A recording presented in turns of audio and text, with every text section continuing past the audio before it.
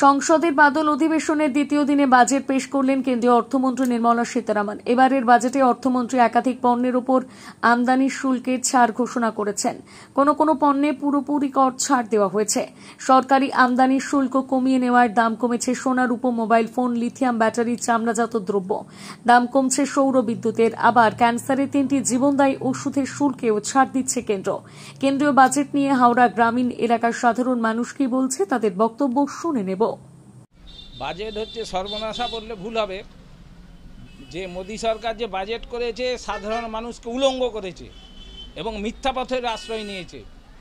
উনি আদানি আম্বানি গোষ্ঠীর সেবা দিয়ে, বৃহৎ পুঁজিপতিদের সেবা দিয়ে, কর্পোরেটকে সেবা দিয়ে উনি মানুষের সাথে ধোঁকা দিচ্ছেন। 3 লাখ টাকা তো একটা ভিখারি যে সেও আয় করে। 3 লাখ টাকা মানে এটা কি? এখানে রাজ্য বলে তো ব্যাপার নয়।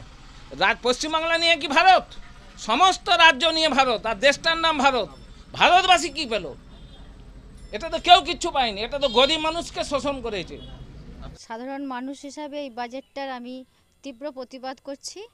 এই বাজেটটা সাধারণ মানুষের কথা ভেবে হয়নি, আর রাজ্যকে তো বঞ্চনা করাই হয়েছে। পশ্চিমবাংলার সাধারণ মানুষের কর্মসংস্থানের কথা ভাবা হয়নি, এবং তার সঙ্গে সঙ্গে সাধারণ মানুষ এবং মহিলা হিসাবে যে মহিলাদের কথা ভাবা হয়নি এই বাজেটে। আর সাধারণ মানুষকে একদম গোলা টিপে মারা হয়েছে, কোন করেছে ধনী লোকদের তোষণের মাধ্যমে এই বাজেটটা দেখতে পাচ্ছি। আর সাধারণ মানুষের কথা তো ভাবে, আর মহিলা হিসাবে তো মানে একদম পশ্চিমবাংলাকে একদম কোনো কিছু দিক থেকেই দেখছে না, ভাবছে না।